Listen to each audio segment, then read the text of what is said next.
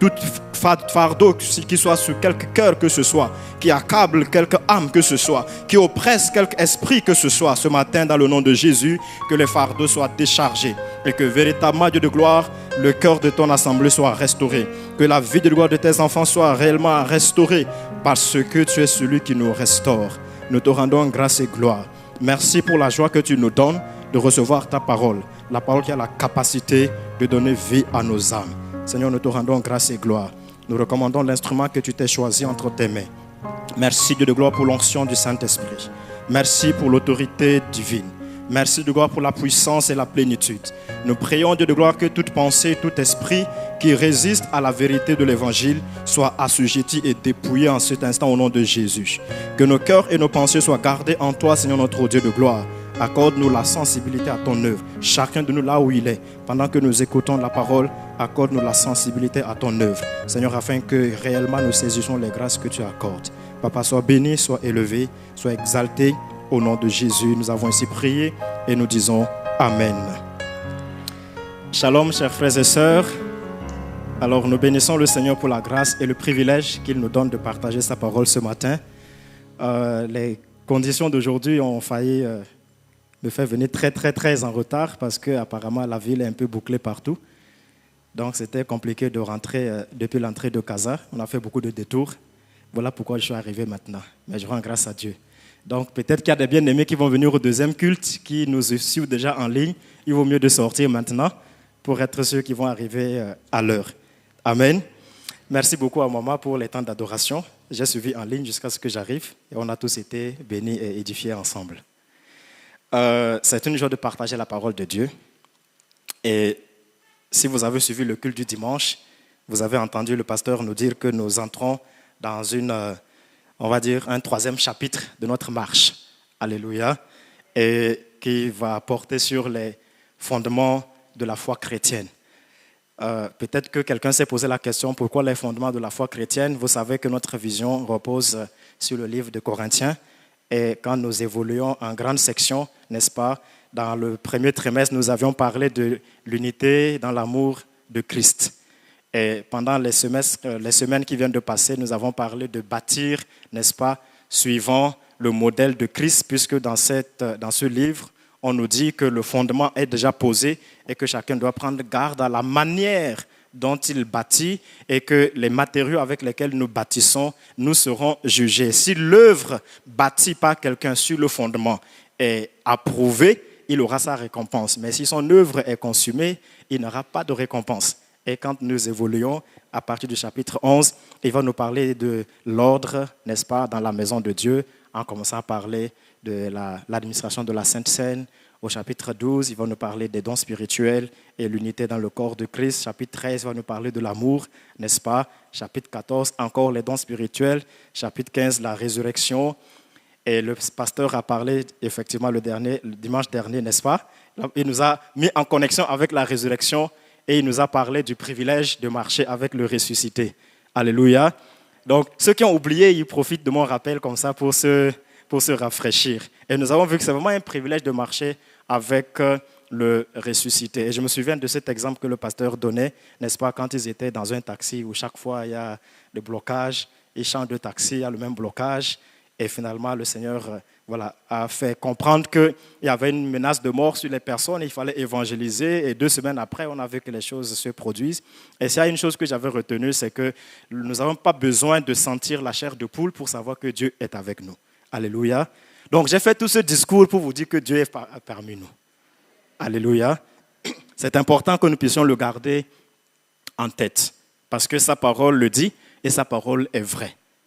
Souvenons-nous quand le Seigneur est ressuscité, la Bible dit que les disciples étaient enfermés dans un endroit parce qu'ils avaient peur. Sauf qu'il y a quelqu'un qu'on appelle Thomas qui n'était pas avec les autres. Quand Jésus est arrivé, il a dit tout ce qu'il avait à dire, il leur a parlé, ils ont vu le Seigneur. Et quand ils ont rencontré Thomas, quelques instants après, ils lui ont dit « Thomas, tu sais, le Seigneur est ressuscité, nous l'avons vu. Il est venu quand on était dans la salle haute. » Thomas a dit « Non, moi, avec tout ce que nous avons vécu ici, si je ne le vois pas de mes propres yeux, en fait, même si je le vois, ce n'est pas encore suffisant. Peut-être que quelqu'un peut prendre son visage. Il faut que je puisse toucher le clou de ses mains. Je vois vraiment que ce sont ses plaies. En plus, il faut que je mette ma main là où on avait percé. après que j'aurai vérifié toutes ces preuves irréfutables, peut-être je croirai que c'est lui. Et quand Thomas disait ces choses, est-ce que Jésus était là? Alléluia. Maman a dit que Jésus n'était pas là. Visiblement, on ne voit pas que Jésus est là, n'est-ce pas? Mais une semaine plus tard, quand Jésus vient, vous savez qu'en ce moment-là, Jésus, quand il est ressuscité, il n'était plus avec les disciples. Il les voyait de temps en temps, il apparaissait et il disparaissait. Donc pendant cette semaine, personne n'a rencontré Jésus. Et puis il n'y avait pas WhatsApp, il n'y a pas de téléphone. Personne n'a téléphoné à Jésus pour lui raconter ce que Thomas a dit, que lui, il faut qu'il voie avant de croire. Mais 8 jours plus tard, quand Jésus vient les retrouver dans la même salle, Jésus va commencer par l'histoire de Thomas. Il va dire, Thomas, viens, mets ta main, touche, regarde, crois et ne doute plus. N'est-ce pas? Donc, ça veut dire que quand Thomas était en train de raconter son histoire, Jésus était où? Jésus était là. Alléluia. Mais est-ce que les disciples savaient que Jésus était là? Parce qu'ils n'ont pas senti la chair de poule. Mais le Seigneur a dit que là où 2 ou 3 sont réunis en son nom, il est là au milieu d'eux. Alléluia. Crois que le Seigneur est là ce matin et que si véritablement tu as un fardeau dans ton cœur, le Dieu que tu es venu chercher est capable de te décharger. Il est capable de te libérer, il est capable de t'affranchir, il est capable de te sauver. C'est lui qui a dit dans sa parole, venez à moi, vous tous qui êtes fatigués et chargés, et je vous donnerai du repos. Et sa parole est la vérité. Alléluia. Je veux dire que ce matin, véritablement, tu te laisses aller dans un esprit de foi. Écoute la parole de Dieu, non pas comme une connaissance de plus, mais comme un moyen que le Seigneur te donne pour être en communion, en interaction avec lui, en cet instant même où sa parole est prêchée. La Bible dit que quand les apôtres prêchaient la parole, le Seigneur lui-même travaillait avec eux et il confirmait sa parole par des signes et des prodiges qui les accompagnaient. Le Seigneur est toujours là pour travailler au milieu de nous pendant que nous écoutons ou prêchons sa parole. Alléluia. Alors, comme nous sommes dans le chapitre des fondements de la foi chrétienne, aujourd'hui, j'ai eu à cœur de nous proposer de parler de l'amour dans l'Église. Alléluia. L'amour dans l'Église. L'amour dans l'Église, parce que l'amour, en réalité, est le fondement par excellence de la vie chrétienne. Nous allons lire 1 Corinthiens chapitre 13, versets 1 à 13. Ça tombe bien parce que vous connaissez bien ce chapitre. Je suis sûr que même si on ne projette pas, vous êtes capable de le réciter. Mais comme vous êtes humble, donc on va projeter. Amen. Donc nous allons lire la version Louis II, 1 Corinthiens chapitre 13, verset 1. Quand je parlerai les langues des hommes et des anges, si je n'ai pas la charité, je suis un airain qui résonne ou une cymbale qui retentit. Et quand j'aurai le don de prophétie, la science de tous les mystères et toute la connaissance, quand j'aurai même toute la foi jusqu'à transporter des montagnes, si je n'ai pas la charité, je ne suis rien. Et quand je distribuerai tous mes biens pour la nourriture des pauvres, quand je livrerai mon corps pour être brûlé, si je n'ai pas la charité, cela ne me sert de rien. La charité est patiente, elle est pleine de bonté, la charité n'est point envieuse, la charité ne se vante point, elle ne s'enfle point d'orgueil. Elle ne fait rien de malhonnête, elle ne cherche point son intérêt, elle ne s'irrite point, elle ne soupçonne point le mal. Elle ne se réjouit point de l'injustice, mais elle se réjouit de la vérité. Elle excuse tout, elle croit tout, elle espère tout, elle supporte tout. La charité ne périt jamais. Les prophéties prendront fin, les langues cesseront, la connaissance disparaîtra. Car nous connaissons en partie et nous prophétisons en partie. Mais quand ce qui est parfait sera venu, ce qui est partiel disparaîtra. Lorsque j'étais enfant, je parlais comme un enfant, je pensais comme un enfant, je raisonnais comme un enfant. Lorsque je suis devenu homme, j'ai fait disparaître ce qui était de l'enfant. Aujourd'hui, nous voyons au moyen d'un miroir, d'une manière obscure, mais alors nous verrons face à face. Aujourd'hui, je connais en partie, mais alors je connaîtrai comme j'ai été connu. Maintenant donc, ces 3 choses demeurent, la foi, l'espérance et la charité. Mais la plus grande de ces choses, c'est la charité. Alléluia. Que le Seigneur bénisse sa parole. Vous êtes d'accord avec moi que c'est un chapitre large et diversifié et que certainement je ne pourrai pas tout aborder, je ne suis pas qualifié pour tout aborder, mais nous allons partager de façon pratique les quelques points avec lesquels le Seigneur veut discuter avec nous. Alléluia. Et je vais nous proposer de parler d'abord de l'amour comme fondement de la vie chrétienne. Ensuite, nous allons parler de la manifestation de l'amour dans l'Église. Ensuite, nous allons voir que l'amour n'est pas un sentiment, mais une décision. Et nous verrons que le vrai amour consiste à donner sa vie pour les autres. L'amour comme fondement de la foi chrétienne. Ici, quand on dit l'amour comme fondement de la foi chrétienne, ce n'est pas juste pour nous dire que le sentiment d'amour ou d'affection que nous avons les uns pour les autres, c'est ça qui constitue la base de la foi chrétienne. Non, c'est vraiment que selon le principe de Dieu, ce que Dieu lui a donné comme vie chrétienne, ce que nous appelons comme Église, la nature de l'Église, la nature de la vie chrétienne, elle-même est fondée sur un type d'amour qui est l'amour divin. Et c'est cet amour qui a donné en quelque sorte naissance à la vie chrétienne. Nous allons lire 3 passages. Jean chapitre 3, verset 35. Ensuite, Jean chapitre 15, verset 9. Et Jean chapitre 17, verset 22 à 23. D'abord, Jean chapitre 3, verset 35. Le Seigneur dit, « Le Père aime le Fils et il a remis toutes choses entre ses mains. » Le Père aime le Fils. Donc, retenons juste cette phrase, « Le Père aime le Fils ». Jean chapitre 15, non, chapitre 5 d'abord, chapitre 5, verset 20. Chapitre 5, ok. Verset 20 dit ceci, « Car le Père aime le Fils et il lui montre tout ce qu'il fait. Et il lui montrera des œuvres plus grandes que celles-ci, afin que vous soyez dans l'étonnement. Car le Père aime le Fils. » Alléluia. Jean chapitre 17, versets 22 à 23. Là, le Seigneur, quand il est en train de prier pour nous, voici ce qu'il déclare. « Je leur ai donné la gloire que tu m'as donnée, afin qu'ils soient un comme nous sommes un.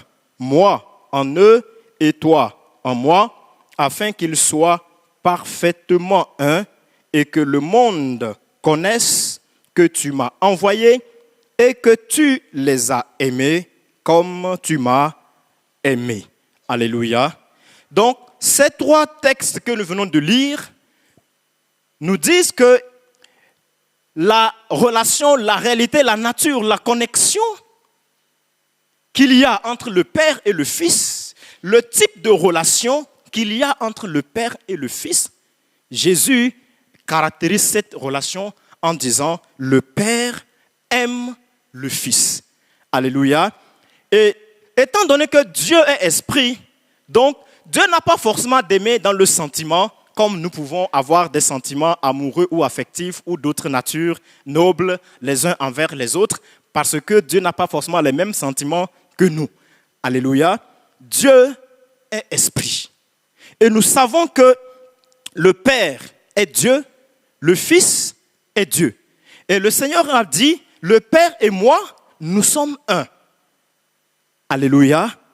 La parole de Dieu dit, au commencement était la parole était avec Dieu et la parole était Dieu. Et quand nous lisons dans Hébreux chapitre 1, quand le Père parle du Fils, il dit, Dieu dit au Fils, ton trône, ô Dieu, est éternel. Le sceptre de ton règne est un sceptre d'équité. C'est pourquoi, ô Dieu, ton Dieu t'a oint d'une huile de joie au-dessus de tes égaux.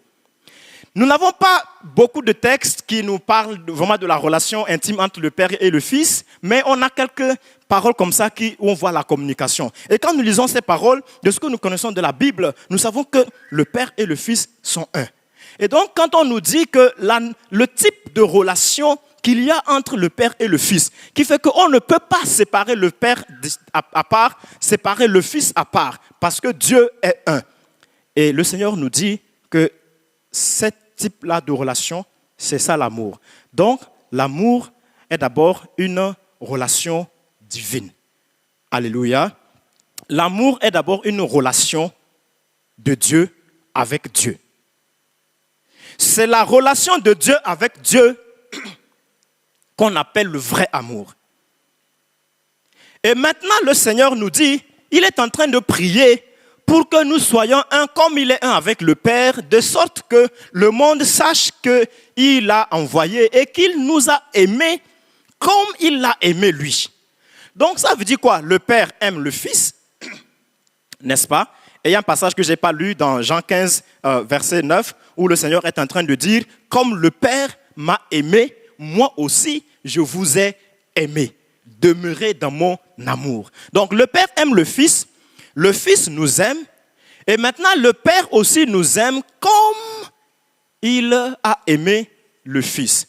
Donc c'est-à-dire que nous sommes introduits vis-à-vis de Dieu dans le même type de relation que le Père a avec le Fils. Autrement dit, le type de relation que le Père a avec le Fils, c'est ce même type de relation maintenant que le Père a avec nous.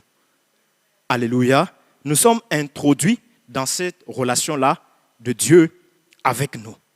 Et si vous voulez, disons que cette relation se manifeste par deux éléments essentiels, la vie de Dieu et l'Esprit de Dieu en nous. Alléluia. Dieu nous a introduits dans la relation avec lui en nous donnant la vie de Dieu et en nous donnant l'Esprit de Dieu. La vie de Dieu est venue en nous à partir du moment où Christ est mort et ressuscité. Il a libéré la possibilité à ce que sa vie soit communiquée. Aussi longtemps qu'il n'était pas encore mort, sa vie ne pouvait pas être communiquée. Mais dès qu'il est mort et ressuscité, sa vie pouvait être communiquée aux autres, aux hommes, par l'action de son esprit. Alléluia. De la même manière que un enfant qui naît, c'est toujours une communication. Vous savez, en fait, la naissance naturelle, c'est une transmission de la vie. C'est la transmission de la vie de papa et de maman qui donne naissance à l'enfant. Et tous les enfants qui naissent jusqu'à aujourd'hui, on peut remonter jusqu'à Adam, c'est une reproduction continue de la vie d'Adam. Alléluia. Chaque bébé qui naît aujourd'hui, c'est une nouvelle reproduction de la vie de Adam. C'est un nouveau Adam qui vient de naître. De la même manière, chaque personne qui devient chrétien, qui naît de Dieu, c'est toujours une reproduction de la vie de Christ. Alléluia. Donc, autant que nous sommes tous des reproductions de la vie de Christ. Alléluia. Donc, si un bébé est un petit Adam, un chrétien est un petit Christ. Si on peut trouver la vie d'Adam dans tous les hommes qui naissent, ainsi on trouve la vie de Christ dans tous les chrétiens qui naissent de nouveau. Alléluia. Et pour marquer la distinction de cette vie, il nous a scellés de son esprit. Et pour nous avoir introduits dans cette relation-là, la Bible dit que c'est ça l'amour. Voilà pourquoi nous disons que l'amour est le fondement de la vie chrétienne. Alléluia. Et que toute personne qui n'est pas dans cette relation, en réalité, ne peut pas connaître ce que Dieu appelle amour. Et même dans l'Ancien Testament, le Seigneur montrait déjà que son amour est basé sur une alliance. Quand nous lisons dans Malachie chapitre 1, en fait c'est un texte qui, quand vous lisez le livre de Malachie, c'est parfois un texte qui fait réfléchir parce que Dieu est en train de discourir ou de dialoguer avec son peuple. Et Dieu déclare ces choses, certaines choses, mais le peuple de Dieu demande des preuves. Parce que je ne sais pas s'ils prennent Dieu pour menteur ou en tout cas, ils n'ont pas l'impression que ce que Dieu dit, c'est vraiment la vérité. Malachie chapitre 1, regardez ce qu'il dit. Et le Seigneur commence par là, au verset 1.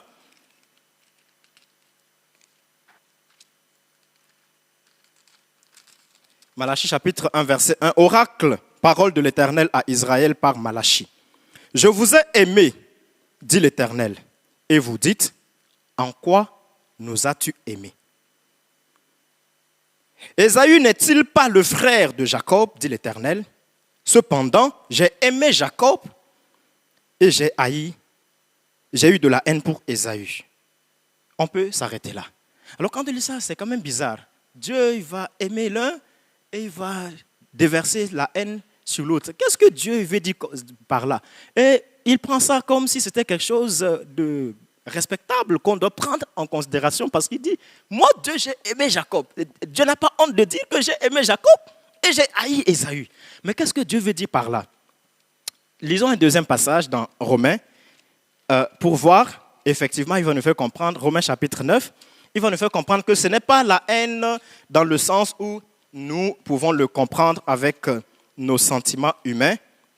Romains chapitre 9, donc verset 11, dit ceci, car, commençons verset 10.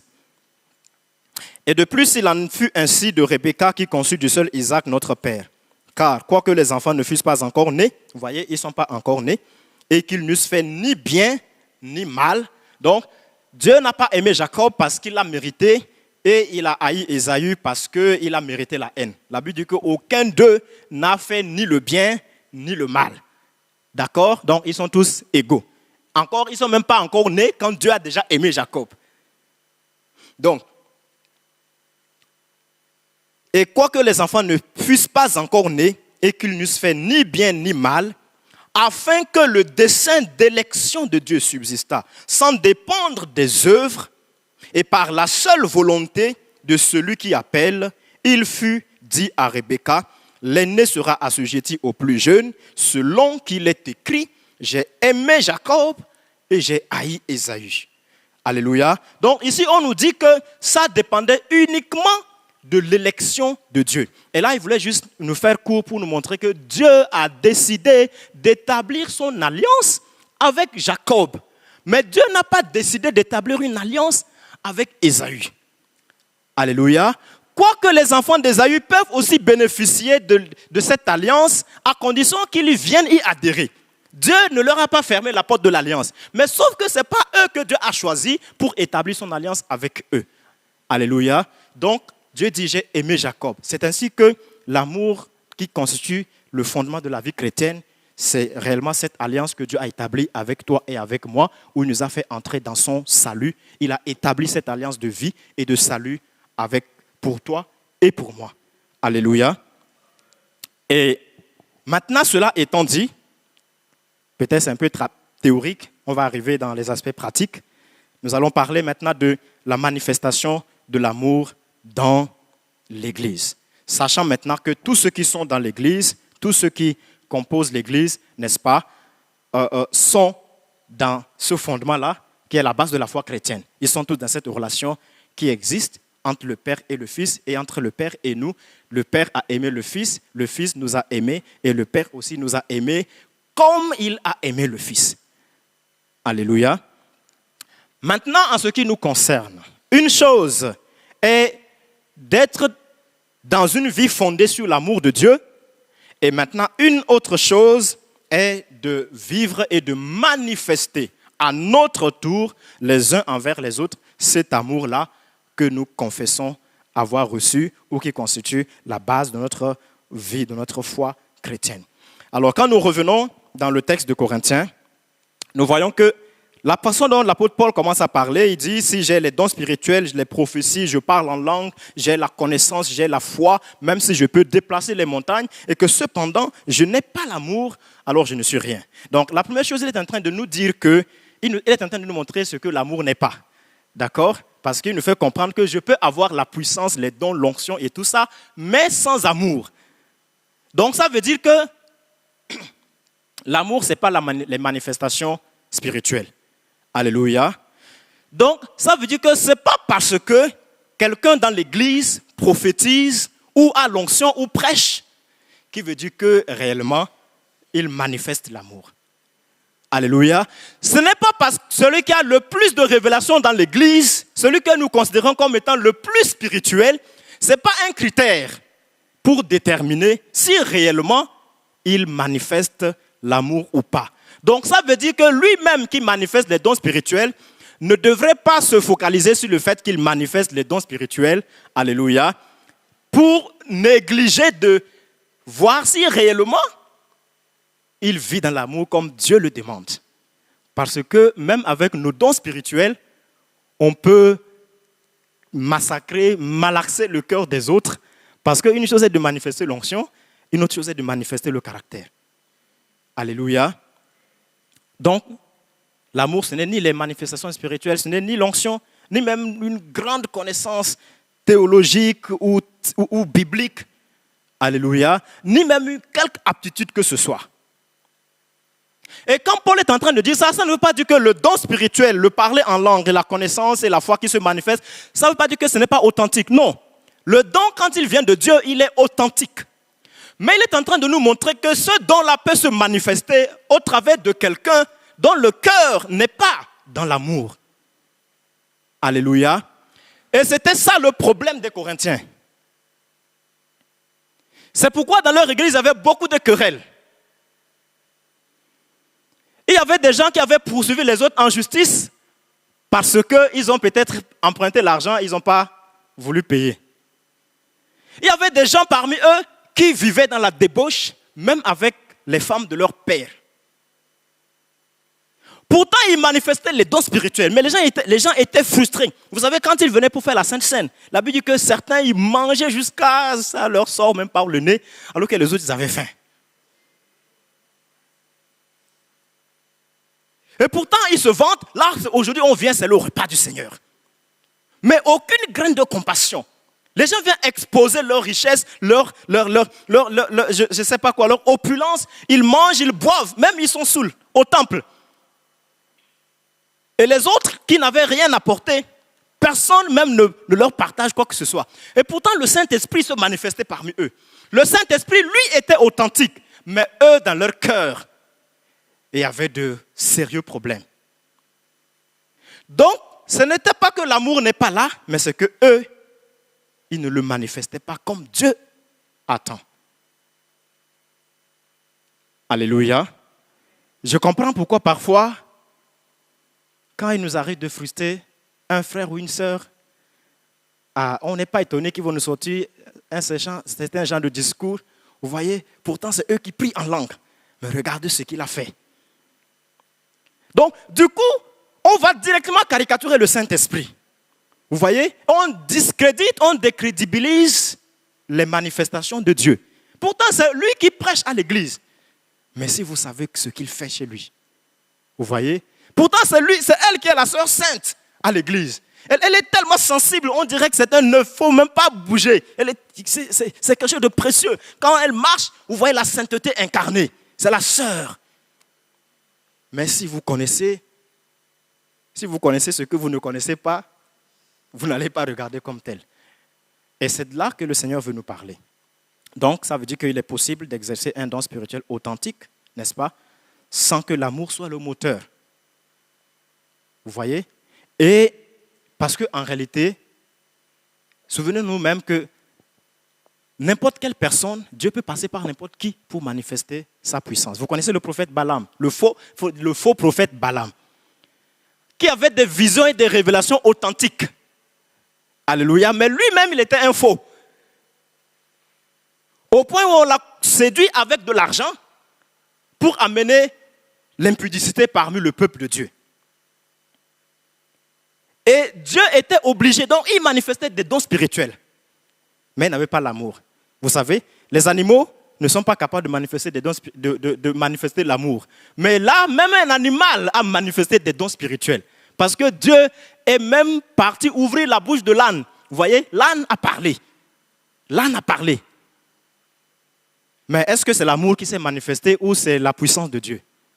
Vous voyez, la puissance de Dieu s'est manifestée sans pour autant qu'il y ait de l'amour dans le cœur.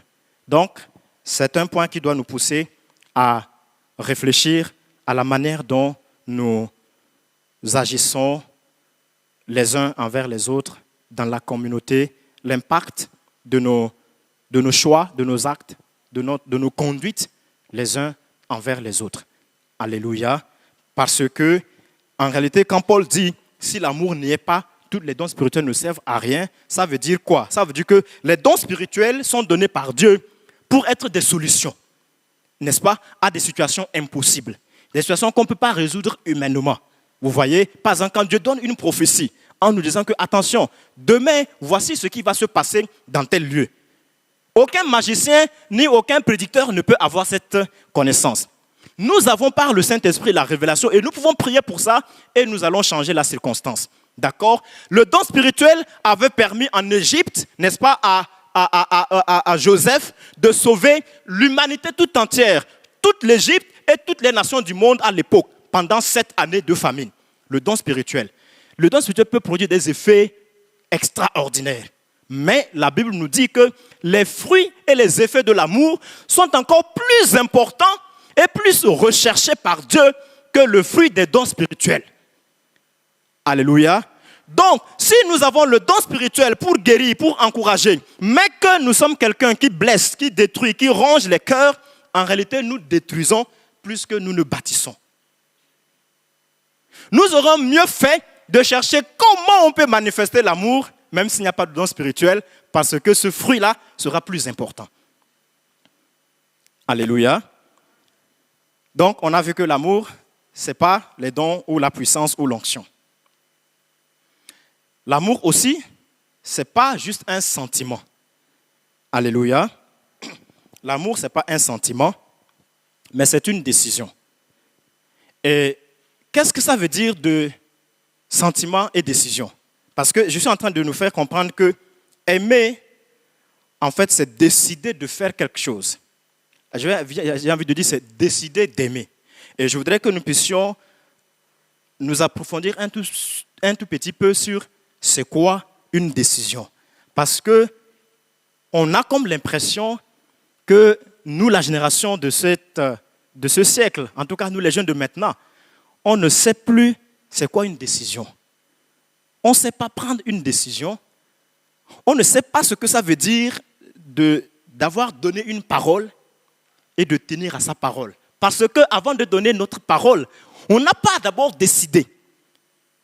Nous disons beaucoup de choses, oui je vais faire, oui je veux, mais on n'a pas réellement décidé.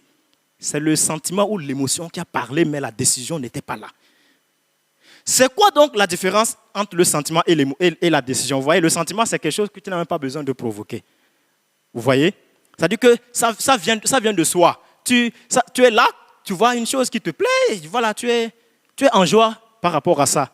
Tu as fini de manger, tu es parti chez Pasteur Jessica pour saluer bébé Nathanaël, et on t'a donné un bon repas, tu as bien mangé. Là, tu sors comme ça, on voit le sourire jusqu'aux oreilles. Toi-même, tu souris tout seul. Tu vas même dormir dans ton rêve en train de sourire tout seul. On ne comprend pas. Parce que, vous voyez, tu as expérimenté quelque chose qui a fait naître en toi un bon sentiment. Mais ce sentiment-là, il va finir par s'estomper. Après, tu vois, ce n'est pas toi qui l'as provoqué et ce n'est pas toi qui calcule aussi son départ. En revanche, c'est quoi une décision? C'est un choix que tu prends après avoir pris le temps véritablement de mûrir, de réfléchir. Tu as compris l'action que tu vas poser, tu as compris son impact dans le temps.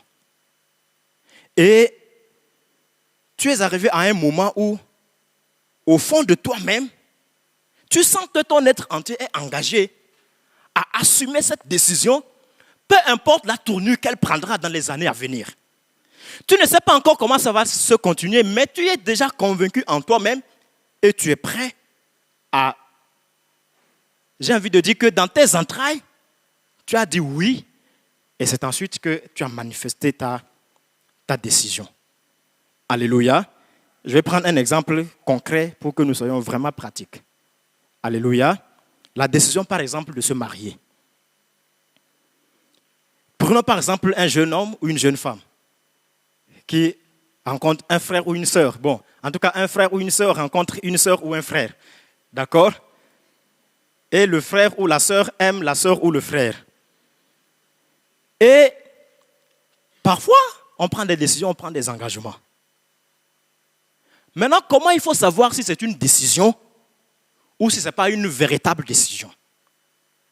Certains critères qu'il faut retenir, c'est que toute décision que tu prendras sous l'effet de quelques facteurs externes, quelque autre facteur que le oui de ton propre cœur, ce n'est pas une décision.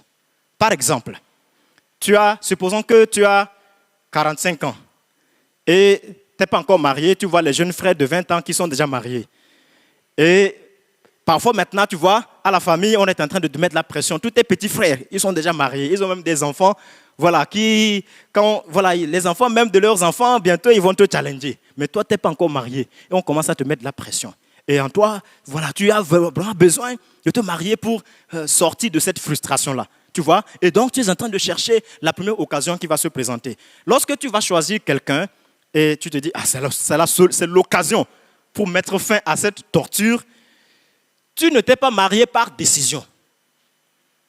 Tu t'es marié à cause de la pression et du fait que tu veux enlever, vous voyez, ce poids-là de jusqu'à quand? Même la maman te dit, moi je veux voir mes petits-enfants avant de partir. Vous voyez, chaque fois quand elle te téléphone là, peu importe le sujet dont vous allez parler, elle va finir par conclure par là. Et jusqu'à présent, parfois nos parents sur ça, tu vois, ils disent, bon, maintenant qu'est-ce que tu dis? Depuis là, tu ne parles pas, tu ne dis rien, c'est comment? Vous voyez? Et donc, tu es toujours constamment, si c'est dans cette situation que tu décides, en réalité, tu n'as pas décidé. Parce que, sois sûr qu'avec le temps, quand des difficultés qui viendront, qui dépassent ta capacité de décision, tu ne vas pas être capable de les assumer. Alléluia. Soit tu vas continuer à assumer ce mariage parce que tu es déjà engagé et tu te dis que tu ne peux plus sortir, mais tu ne peux plus être heureux parce qu'au départ, tu n'avais pas décidé vraiment comme il faut s'engager. Si tu acceptes le frère ou la sœur parce que, voilà, on est au Maroc, la vie devient difficile, il va peut-être t'aider, il est d'une bonne famille, ou elle est belle, ou ainsi de suite, mon frère, même si tu viens devant nous ici avec le pasteur, avec la veste, cravate, 5 pièces, même si tu mets la cravate jusqu'à couvrir la tête, même si tu nous as sorti tous les discours que tu veux, tu lui as donné toutes les fleurs que tu veux, tu lui as même promis que voilà, tu vas l'envoyer sur la lune, tout ce que tu dis là. Ça, c'est juste ce que tu dis. Mais si la décision n'a pas été une décision libre par toi-même, indépendante de quiconque, ni de papa, ni de maman, ni de la société, ni de personne, pas parce que tu manques de l'argent, pas parce que tu te sens frustré, rien du tout. Il faut que rien du tout ne puisse impacter, influencer ton choix. Dès lors que tu vas prendre une telle décision, comme ça, ou c'est moi, avec moi-même, je sais que quoi qu'il adviendra, je sens déjà en moi que j'ai déjà accepté le pour ou le contre dans cette relation. Que ça soit bien, je sens que j'ai déjà accepté. Que ça soit mal, je sens que j'ai déjà accepté. Avant de décider, tu peux sentir en toi que tu auras la capacité d'assumer quand ce sera bon ou quand ce ne sera pas bon. Si tu veux décider et tu as encore en toi le sentiment que peut-être tu ne seras pas capable d'assumer quand ce sera bon, il ne faut pas encore décider. Alléluia. Et donc, on dit que l'amour, c'est une décision. Donc, ça veut dire que décider de manifester l'amour de Dieu envers un frère, envers une sœur, alléluia, dans l'église, je ne parle pas de l'amour sentimental, comme j'ai dit avec une sœur. Là. Donc, entre nous, c'est-à-dire que nous ne devons pas juste réagir sur le sentiment ou sur l'appréciation que nous avons de telle ou de telle autre personne. Alléluia, c'est une décision intérieure, profonde, que nous prenons, alléluia, de manifester l'amour envers les uns, envers les autres.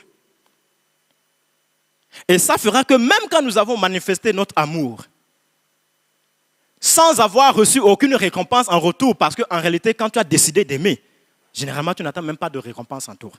Tu ne fais que vivre ta décision. Alléluia. En fait, je sens... Permettez-moi d'ouvrir une parenthèse, de revenir sur ce que je viens de dire par rapport au fait de décider sans aucune influence. Peut-être que ça peut parler à quelqu'un. Vous voyez, il y a parfois des gens qui prennent des décisions dans leur moment d'inquiétude. La personne calcule et se rend compte qu'on a peut-être peur de, je ne sais pas, qu'est-ce qui va se passer au pays. Peut-être qu'il y a une situation de maladie en famille. Et là, tu te rends compte que si les choses s'empirent, peut-être que c'était le papa, c'est le seul pourvoyeur de la maison. Si les choses s'empirent, peut-être que voilà, tu n'auras plus aucun soutien. Et tu es dans une situation d'anxiété continue. Et si tu es dans cette situation-là, il ne faut pas prendre des décisions. Le Seigneur pouvait dire dans Matthieu chapitre 6 que nul ne peut servir deux maîtres, n'est-ce pas? Soit il aimera l'un et haïra l'autre, ou il s'attachera à l'un et méprisera l'autre. Vous ne pouvez servir Dieu et mammon. Matthieu 6, 24. Et il enchaîne le verset 25 en disant, c'est pourquoi je vous dis, ne vous inquiétez pas pour votre vie, de ce que vous mangerez, ni pour votre corps, de quoi vous serez vêtus. Pourquoi le Seigneur dit, personne ne peut servir deux maîtres? C'est quoi leur lien avec le fait qu'il vient de dire, c'est pourquoi je vous dis, ne vous inquiétez pas. Le Seigneur est en train de dire par là que l'inquiétude en vous peut vous pousser finalement à prendre des décisions qui vont consister à servir maman. Alléluia. des décisions que vous n'aviez pas prévues, vous n'aviez pas programmées, mais vous êtes habité par une anxiété. Il faut que vous puissiez prendre quelque chose pour que vous vous sentiez sécurisé. Il faut que vous puissiez mettre avec quelqu'un pour que vous sentiez que maintenant l'avenir est un peu garanti. Parce que vous projetez toujours. Là, si une situation arrive, là, si un problème arrive, je n'ai personne maintenant, je suis seul. Peut-être avec des enfants à charge. Là, je n'ai personne, ni au pays, ni ici. Même les gens ne me connaissent pas trop. Là, si l'enfant est malade, là, si je n'ai pas à manger, là, si le bailleur vient de me chasser. Et vous êtes habité par une telle anxiété qui fait que quand le premier malentendu, le premier malfoutu vient frapper à la porte, vous l'acceptez. Vous n'avez pas décidé. Vous avez agi par inquiétude. Alléluia. Mais le Seigneur dit, ne décidez pas par inquiétude. Ne vous engagez pas par inquiétude. Parce que lui qui a donné le corps, il sait que le corps a besoin de nourriture pour vivre. Lui qui a donné la vie, plutôt, il sait que la vie a besoin de nourriture. C'est plus difficile de donner la vie que la nourriture. Donc, s'il a donné la vie, il peut aussi donner la nourriture. Et s'il a donné le corps, il sait que le corps a besoin de se revêtir. Il peut aussi donner le vêtement. Donc, revenons à l'amour qui doit être une décision, n'est-ce pas? Et non un simple sentiment.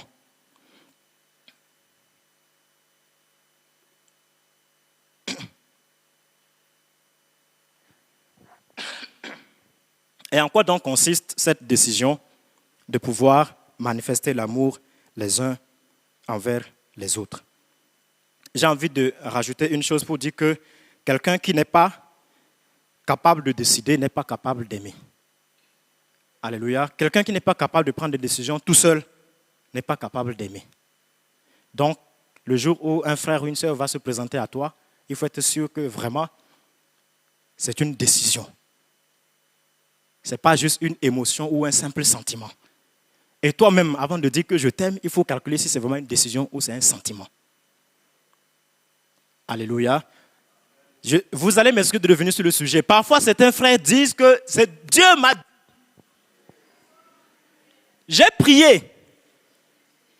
Alléluia. J'ai vu, premier jour, j'ai vu tel rêve. Point. Deuxième jour, j'ai vu tel autre rêve. Troisième, ça c'est surtout les sœurs. Les sœurs, elles voient beaucoup de rêves. Alléluia. Et donc, quand j'explique, quand j'analyse mon rêve, je me dis que ça, c'est ce que Dieu veut me dire. Amen. C'est bien que Dieu te donne le rêve, mais sache que le rêve ne remplace pas ta décision. Une fois que tu as reçu le OK de Dieu, il faut que toi-même, tu décides maintenant. Dieu peut te dire son oui, mais c'est finalement à toi de décider, Seigneur, je dis oui à cette vision ou à ce OK que tu m'as donné. Alléluia. Ce n'est pas parce que Dieu a dit c'est bon que les choses se font d'elles-mêmes. Alléluia. Donc, en quoi consiste le véritable amour? Pourquoi je suis en train de dire toutes ces choses? Il faut décider d'aimer. Ce n'est pas juste un sentiment, c'est la relation avec Dieu. Finalement, c'est pour nous amener à ce troisième point. C'est quoi le vrai amour? C'est quoi le vrai amour? Quelle est la décision à laquelle le Seigneur veut nous amener? Comment nous pouvons savoir réellement si nous aimons? Si nous manifestons l'amour au milieu de nous. Alléluia. Comment nous pouvons le savoir? Il y a un verset que j'aime beaucoup dans la parole de Dieu parce que c'est le verset que nous tous on connaît depuis le Codim, n'est-ce pas? Jean 3,16. Alléluia. Car Dieu a tant aimé le monde qu'il a donné son Fils unique afin que quiconque croit en lui ne périsse point, mais qu'il ait la vie éternelle. Vous savez ce que j'ai découvert? C'est que ce verset, il a son jumeau dans la Bible. Alléluia. Son jumeau aussi s'appelle Jean 3,16. Mais seulement vous ajoutez un avant. Ça vous fait 1 Jean 3,16. Alléluia. Vous voulez qu'on lise son jumeau? Donc on va lire 1 Jean chapitre 3 verset 16. Comme ça vous n'allez jamais oublier puisque vous connaissez déjà Jean 3,16. 1 Jean chapitre 3 verset 16. Nous dit ceci. Nous avons connu l'amour en ce qu'il a donné sa vie pour nous. Nous aussi, nous devons donner notre vie pour les frères et les sœurs, bien sûr. Amen. Dieu a tant aimé le monde qu'il a donné son Fils unique. Ça, nous connaissons ça. Donc, maintenant, on nous dit, nous avons connu l'amour. Voici comment Dieu l'a manifesté. Maintenant, nous aussi, à notre tour, nous devons donner notre vie pour les frères. Donc, ça veut dire que l'amour vrai consiste à donner sa vie pour les frères. Mais concrètement, qu'est-ce que ça veut dire?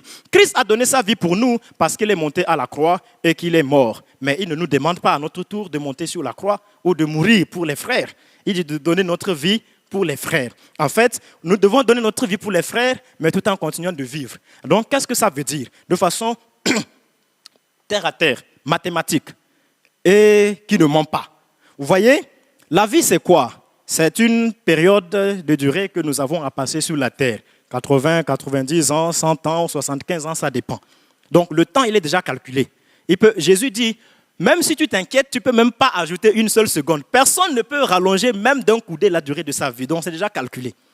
Chaque fois que tu brûles une seconde, c'est puisé sur le stock. Le stock, il continue de diminuer. Plus les années passent, plus le stock, il diminue. Alléluia. Donc, par exemple, là, quand nous venons de passer 2 heures ici à l'église, on vient de brûler 2 heures de notre vie assis à écouter la parole de Dieu. Vous voyez, nous avons donné 2 heures de notre vie ici à l'église.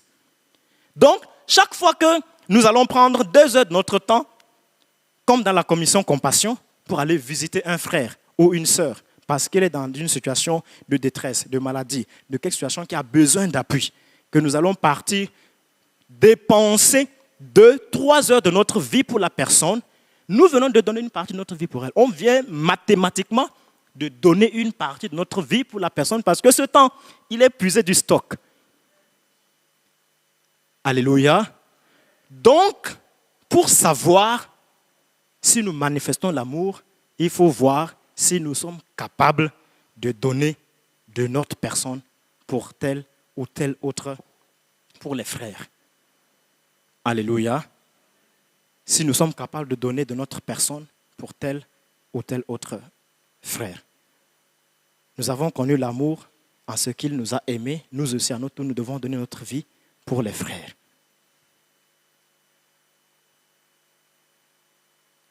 Et vous allez convenir avec moi qu'aujourd'hui, c'est un grand défi.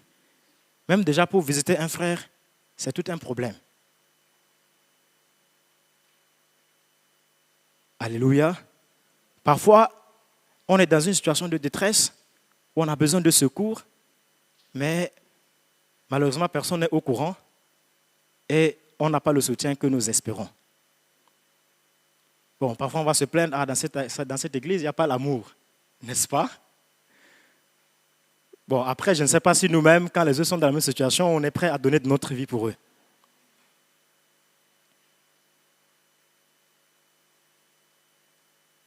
Et c'est valable également, même dans les familles et dans les maisons, et dans les couples. Vous voyez, parfois, il y a des situations dans des familles où des enfants grandissent, ils sont frustrés, ils sont blessés, ils ont des vides dans leur cœur, parce que, comme on dit souvent, le papa n'était pas là. Il n'était pas présent. Peut-être qu'il peut avoir les richesses. Il a donné de l'argent. D'accord? L'enfant était bien entretenu, il a eu tout ce qu'il a voulu. Le papa même peut-être payé la bourse, il est venu au Maroc. Mais c'est un enfant blessé, rongé à l'intérieur, attristé, contrit en lui-même. Parce que le papa a donné ses richesses, mais il n'a pas donné l'amour. Parce qu'il n'a pas donné, il n'était pas présent. Il ne s'est pas donné lui-même. L'enfant aurait été béni et équilibré avec un papa pauvre qui a donné de sa personne pour être présent, qu'avec un papa riche qui a donné beaucoup d'argent, mais qui n'était pas présent.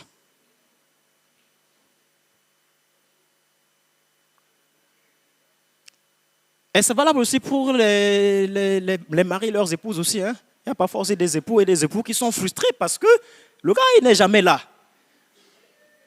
Quand je dis qu'il n'est jamais là, ça veut dire quoi? Ça veut dire que même quand il est présent, mais il n'est pas là. Peut-être lui, quand il est à la maison, son passe-temps, c'est la télé. Quand il rentre, il pose les affaires, il ne se souvient pas comment la maison se passe, il n'a même pas le temps de discuter un peu avec son épouse. Aucune tendresse, aucune disposition. La télé, il ne faut pas me déranger. Dès qu'il finit, il va se coucher. Le lendemain, il prend ses affaires, il va, alléluia, il va au travail. Mais l'amour va exiger de donner de sa personne. Quand bien même parfois, il n'est pas dans les bonnes dispositions, même quand il est fatigué, vous voyez, c'est là que tu distingues l'amour et le sentiment.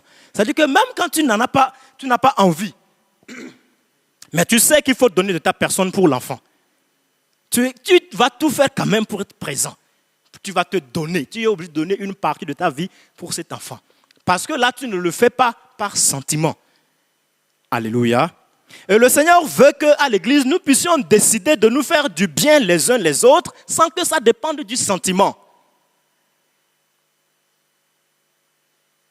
Et nous en sommes capables parce que nous sommes dans la relation avec lui. Il a déversé cette capacité en nous. Le fait d'être né de Dieu, il a déjà déversé en toi la capacité de pouvoir aimer les enfants de Dieu.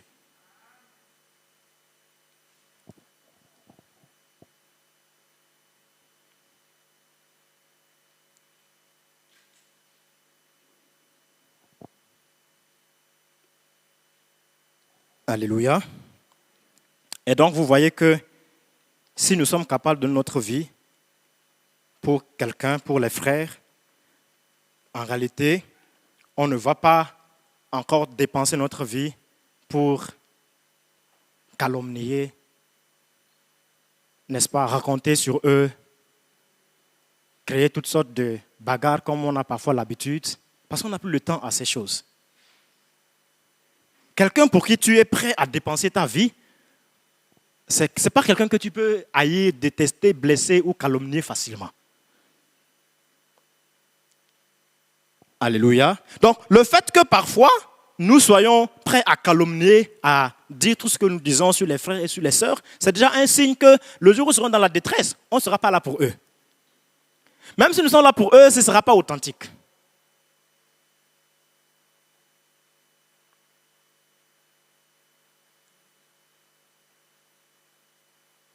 Alléluia.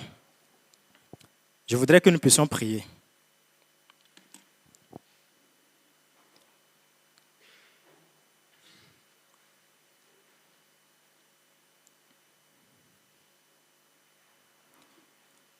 Nous avons vu que l'amour est le fondement de la vie chrétienne et que ce n'est pas un sentiment. L'amour, ce n'est pas les dons spirituels ou l'onction ou tout ce que nous pouvons dire. Mais l'amour, c'est autre chose. Il consiste à donner sa vie pour les frères. Et il faut prendre une décision. On aime par décision, et c'est valable aussi bien dans la maison de Dieu qu'en dehors de la maison de Dieu. On vit pour ça. On donne de son être, on donne de sa personne. Et la capacité d'aimer vient déjà de la relation d'enfant de Dieu que nous sommes. Et aujourd'hui, je veux que nous puissions prier par rapport à tous ceux qui sont frustrés, ils sont blessés dans leur cœur. Parce qu'un jour, un frère, une sœur t'a dit « je t'aime » et puis après, il a cassé la relation. Parce que peut-être, comme on vient de voir, tu viens d'une famille où la personne qui devait être présente, n'a jamais été là. Et il y a parfois ce genre de vide que tu portes dans ton cœur. Parfois, certaines personnes, finalement, décident, moi j'ai connu des cas où des filles ont décidé de se marier à cause de ce vide-là, de l'absence de papa. Dès qu'elle a trouvé une figure qui peut combler ce vide directement, elle s'est donnée sans vérifier si c'était une bonne personne ou pas. Et parfois, c'est ce genre de vide qui détruisent, qui suivent la vie de la personne tout le temps. Qui font qu'on est toujours en recherche de quelque chose pour combler cette absence. Vous voyez, l'absence d'amour, ça peut détruire toute une vie pour de bon. Mais Dieu est celui qui restaure et qui comble. Alléluia. Il est celui qui restaure et qui comble. Nous allons prier pour nous tous en tant qu'Église, pour toutes les personnes qui, d'une manière ou d'une autre, peuvent porter quelques blessures dans leur cœur parce qu'à un certain moment, on a manqué de manifester le vrai amour envers eux parce qu'à un certain moment, on a cru ou ils ont cru que l'amour dont nous parlons toujours était authentique jusqu'à ce qu'on se rende compte que c'était un amour léger et facile à s'envoler qui est parti en oubliant tous les engagements, les décisions et les bonnes paroles qu'il avait prononcées. Ou peut-être, voilà, parce qu'on n'a jamais connu tout simplement l'amour, parce que personne ne s'est jamais donné entièrement pour nous. Nous allons prier donc le Seigneur pour les cœurs, afin que Dieu puisse libérer des cœurs qui peuvent chagriner par telle ou telle autre expérience. Et nous allons demander que le Seigneur puisse répandre le parfum de son amour. Je suis obligé d'englober tout. Parfois, il y a des relations entre les frères et sœurs qui se sont querellés dans l'église. Ils sont demandés pardon, mais ils ont toujours encore de l'amertume dans le cœur les uns envers les autres. Et maintenant, on s'évite. Vous voyez, et là, c'est là que vous allez comprendre vraiment si vous aimez la personne. Avant, quand c'était bon, vous appelez la personne chaque semaine. 30-40 minutes, vous discutez, il n'y a pas de souci. Mais depuis que vous avez ce problème, quand bien même vous êtes dit que c'est fini, mais vous n'êtes plus capable d'appeler la personne. Parce que vous n'êtes plus capable de donner votre personne pour elle. Vous n'êtes plus capable de manifester l'amour. Même si vous êtes dit devant le pasteur, c'est bon, moi je l'aime, il n'y a plus de problème. La vérité, c'est que vous n'êtes plus capable de manifester l'amour comme Dieu demande. Et nous voulons que le Seigneur puisse nous rendre capables, aptes à manifester l'amour les uns envers les autres. Est-ce que nous pouvons élever la voix ensemble? Père notre Dieu, nous te bénissons et nous te rendons grâce. Nous disons merci, Seigneur Dieu de gloire, pour ta parole que tu as envoyée, Seigneur notre Dieu, pour nous parler ce matin.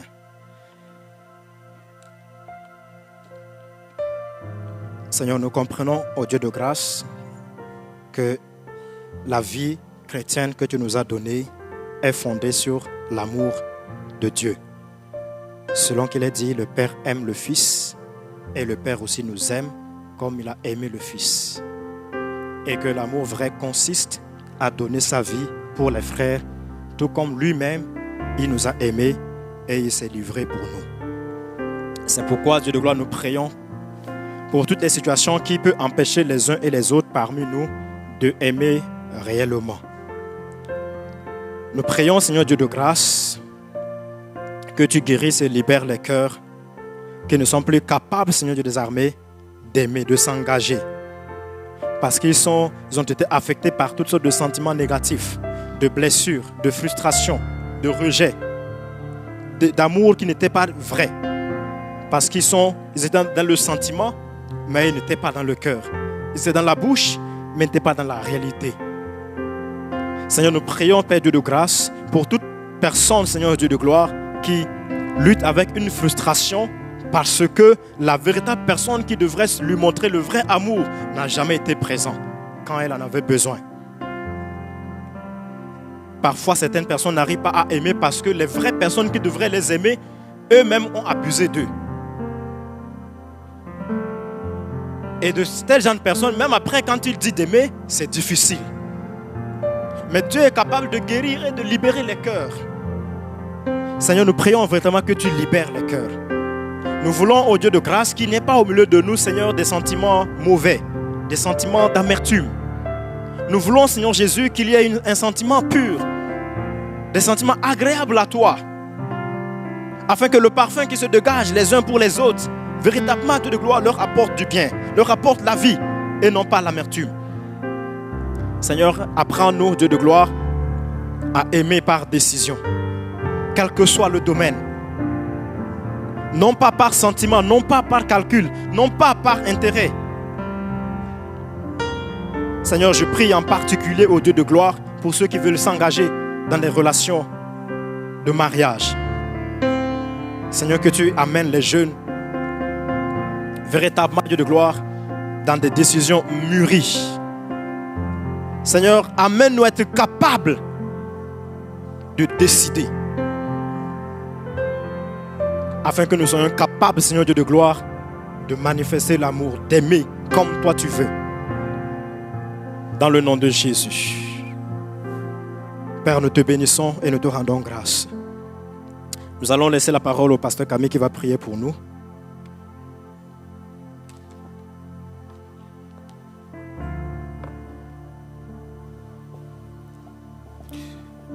Prions le Seigneur. Dieu notre Père, nous te disons merci pour ta parole. Ta parole, c'est ta présence au milieu de nous. Tu nous as parlé à travers ton serviteur, afin que nous puissions, Seigneur, aimer. Car l'amour est ton identité. Tu es amour. Et c'est toi qui nous as manifesté le premier amour en donnant ton Fils unique, Seigneur. Ce qui était cher pour toi. Aide-nous par le Saint-Esprit afin que dans nos cœurs, l'amour règne. Comme l'apôtre Paul pouvait nous le dire en Romains 5, 5. Que l'amour de Dieu est sémé dans nos cœurs par le Saint-Esprit. Père, nous te prions, nos cœurs sont incrédules. Nous demandons que le Saint-Esprit transforme nos cœurs de pierre en cœurs de chair, cœurs sensibles, le cœur qui s'est manifesté, l'amour de Dieu. Et que cette sémence de ta parole produise le fruit en nous, afin que ton Église puisse manifester l'amour, que nous puissions nous aimer les uns les autres, afin que le monde sache que nous sommes tes disciples. Si nous avons de l'amour les uns envers les autres, sans l'amour, nous ne sommes rien. Seigneur, tu veux que nous puissions manifester ces caractères et non manifester seulement nos dons spirituels. Garde-nous, Seigneur, de toute piège du diable à vouloir manifester les dons, mais sans manifester ton caractère. Accepte, oh Dieu, que le Saint-Esprit nous donne le discernement, afin que nous soyons les reflets de ton amour dans ce monde. C'est au nom de Jésus que nous avons ainsi prié. Amen.